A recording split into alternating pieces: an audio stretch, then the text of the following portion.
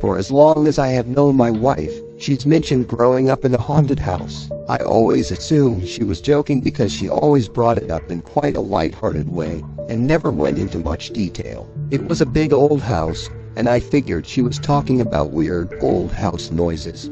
The house belonged to her great aunt who raised my wife for most of her childhood. Her great aunt recently passed away, and her great aunt's daughter now owns the house.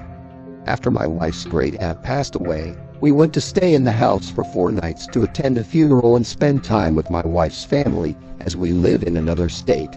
When we got there, my wife and her aunt were chatting, and mentioned that they thought my wife's great aunt might join the ghosts already haunting the house. I still didn't consider that they might be serious. The first night we spent there, I woke up in the middle of the night and noticed someone standing in the corner of the room beside the door. Thinking it was my wife, I asked what she was doing. This woke up my wife, who was actually sleeping beside me. I said, "I thought I saw someone in the room with us, but it must just be my eyes playing tricks on me." She said, "The person in the corner next to the door. Yeah, don't worry about it." I almost pissed myself. I thought there was some creep in the room and my wife was too sleepy to process it. I grabbed my phone to call the police, but when my phone lit up the room, I saw there was no one there. There wasn't even a weird shape that I might have mistaken for a person. The door was closed, so it wasn't like there could have been someone there who left the room in the moments I was looking away to grab my phone.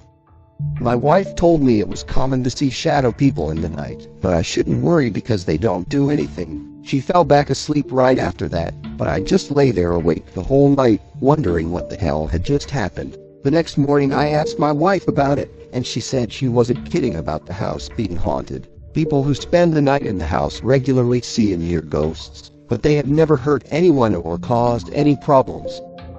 I remained skeptical even after the next night, which had been after the funeral. My wife and aunt both reported they had been visited in their dreams by my wife's great aunt. So far in my mind, everything was weird, but explainable. The figure in the room could have been a strange trick of the light. My wife and her aunt had just attended her funeral, so it made sense for them to both dream about her that night.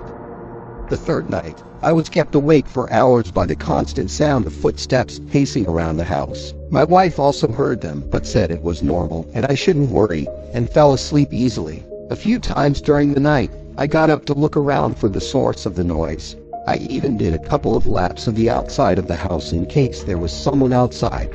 I never saw anyone walking around. At one point, I was in the living room and heard footsteps from the kitchen. I called out to ask if there was anyone there. My wife's aunt opened her bedroom door and said she could hear the footsteps too. And just like my wife, she told me it was normal and there was no cause for concern.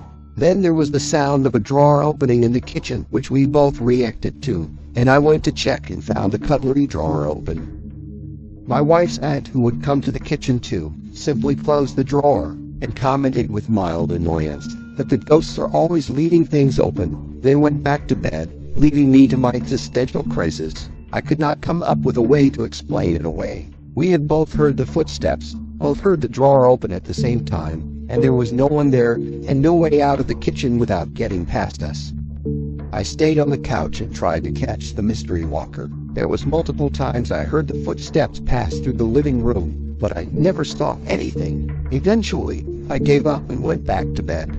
Nothing really happened the final night, though we woke up to several cabinets open, and no one remembered leaving them open, though that could be explainable by someone just forgetting, or even sleepwalking.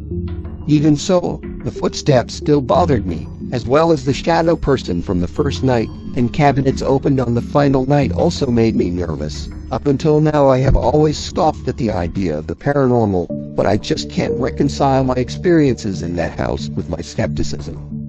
Talking to my wife's family revealed that everyone who stayed in the house believes it's haunted, because they've had at least one completely unexplainable experience there. They all report that the ghosts leave people alone for the most part, though some who lived there for a long time as children, including my wife and her aunt, have described meeting people they thought were probably ghosts and having positive but strange interactions with them.